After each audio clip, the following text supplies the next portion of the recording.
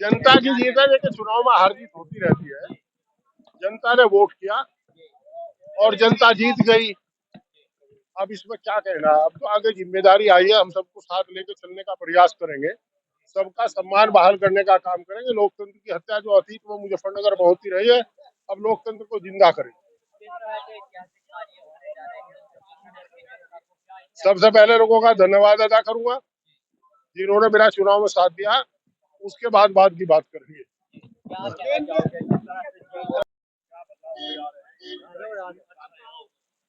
देखिए, जनता ने अहंकार के खिलाफ इस चुनाव को जीतने का काम किया। हमने पूरे चुनाव में सच्चाई, अच्छाई और अहंकार को दूर करने के नाम पे ये चुनाव लड़ा। मुजफ्फरनगर में लोगों से जो वायदे किए थे वो वादे पूरे नहीं हुए, इसीलिए आज जनता ने हरेंद्र मलिक जी जैसे समाजवादी पार्टी के आदरणीय राष्ट्रीय अध्यक्ष जी के निर्देश पर जो चुनाव लड़े मलिक साहब, उन्हें यहाँ जिताने का काम किया। मैं जनता का हृदय से आभार व्यक्त करता हूँ और वायदा करता हूँ कि समाजवादी पार्टी का एक एक कार्यकर्ता ईमानदारी और निष्ठा के साथ जनता के बीच में रह करके काम करेगा और जो सम्मान आपने दिया है, जनता ने दिया है, उसे ऋण मान करके उसे चुकाने का काम करेगा।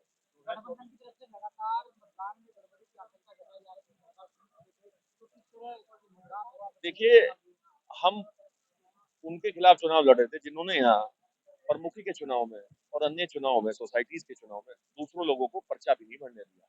वोट किसी के पास ज्यादा थी और जिता कोई और दिया था, तो इसलिए जायज थी शिकायत करना तो हमारा। और हमको बदमाश तो है नहीं, अपराधी नहीं है। अब जो अपराधियों को रखा होगा उसको पता होगा।